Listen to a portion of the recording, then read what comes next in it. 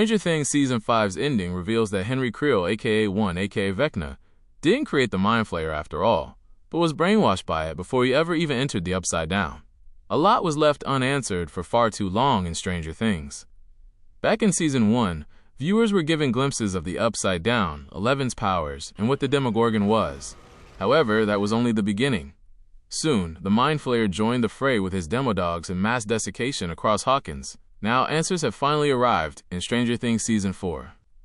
Leading into Season 4's release, the Duffer Brothers noted several times that this would be the season of answers and reveals, and they weren't kidding. However, it was Season 5's finale that finally explained the true connection between the show's main villains, Vecna and the Mind Flayer. In Season 4, Dustin theorized Vecna was the Mind Flayer's 5-star general, his second in command. Although the show hid this fact, the finale proved that this was effectively their true relationship. Vecna first met the Mind Flayer before he arrived in the Upside Down, when he stumbled upon a scientist in a cave during his childhood. When Henry touched a rock from another dimension, as explained in the Stranger Things tie-in play The First Shadow, the Mind Flayer began calling to him. Whenever Vecna kills someone, he consumes them, according to Dr. Brenner. That means he acquires their consciousness and power. By using his own powers, Henry/1 worked for the Mind Flayer and obtained the use of its powers, thus becoming stronger and in control of the Upside Down. What powers the Mind Flayer gave Vecna even before Henry Creel became one, he had powers that enabled him to see into other people's minds and kill them by using their worst memories against them.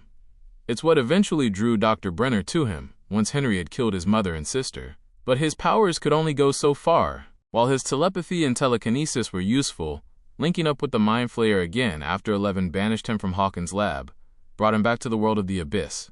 In his own words, he finally broke free of his metaphorical bonds and became the Predator. The scared boy in the cave became the killer monster Vecna.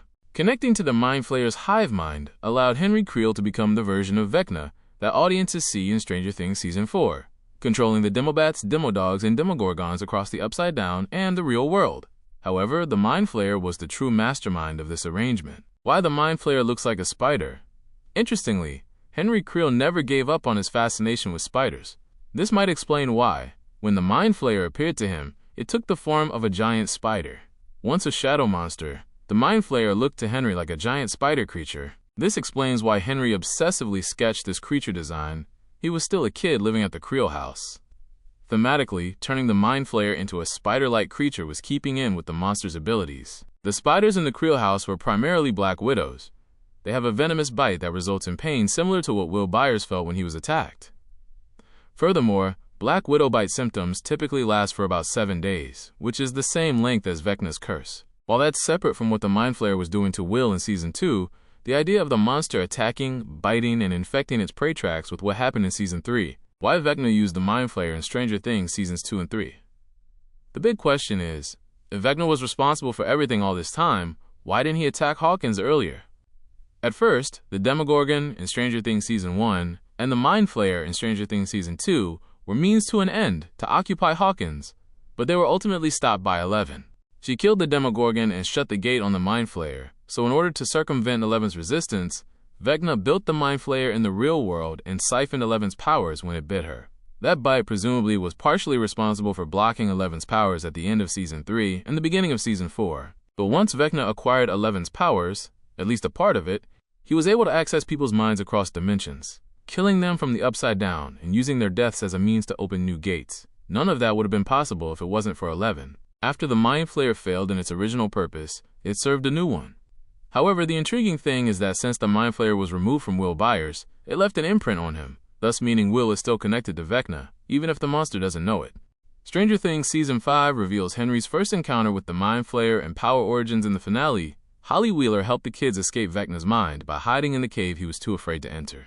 However, Vecna summoned up the courage to venture inside the cave, allowing viewers to finally see the entire memory that was contained therein. A young Henry encountered a scientist who threatened to kill him.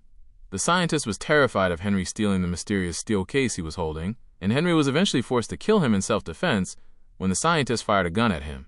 The biggest new revelation from the Stranger Things finale was the contents of this case, and its effects on the young Henry. Henry opened the case and found a glowing black stone with red veins that soon melted into his hand. "We are one," Vecna's connection to the Mind Flayer explained. The stone entered his bloodstream, and Henry had a vision of the spider-esque Mind Flayer calling on him to find it. This proves that the Mind Flayer existed before Henry, despite what Season 4's flashbacks to Vecna's origin story seemingly implied. It also proves that, although he didn't realize it, Henry worked for the Mind Flayer and not the other way around. The irony of Vecna's Stranger Things Season 5 plan was that, while he claimed children were easy to manipulate, Vecna himself was originally just another child that the Mind Flayer was manipulating. How Vecna was using the Mind Flayer in the Abyss. Vecna seemingly utilized the Mind Flayer to build the Abyss and the Upside Down, something that was previously outlined in Season 4's flashback. However, where that flashback implied that Henry was banished to the Upside Down and created the dimension from scratch, Season 5's finale revealed the truth. The Abyss existed before Henry arrived there, since it was where the Mind Flayer called out to him from when he was still a child. As the Mind Flayer's influence grew, Henry became one with the spider-shaped entity. He used the Mind Flayer as a sentient layer in the Abyss. Henry/Vecna resided under the Mind Flayer's beating heart, as his tendrils sucked the life out of his captives.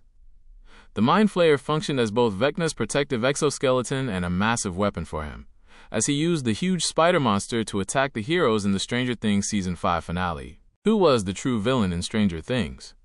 Although Henry did not redeem himself in the finale, he did prove that he was an unwitting victim of the Mind Flayer rather than its original creator and owner. As such, he proved he wasn't the show's true villain, which leaves viewers with a major question. One could argue that, as an ageless eldritch entity, the Mind Flayer is the show's true villain. It doesn't have a tragic backstory, a justification for its evil, or even any humanity. However, there is no knowing how long the Mind Flayer existed in its home dimension, and whether its intentions were truly evil or simply self-protective. Thus, the true villain of Stranger Things is Dr. Brenner, who opened the portal to the Upside Down through his ill-conceived experiments. It was Brenner who inadvertently introduced Henry to the Mind Flayer, Brenner who tortured the boy until he became Vecna, and Brenner who attempted to discard Henry when the Stranger Things heroine Eleven showed more potential.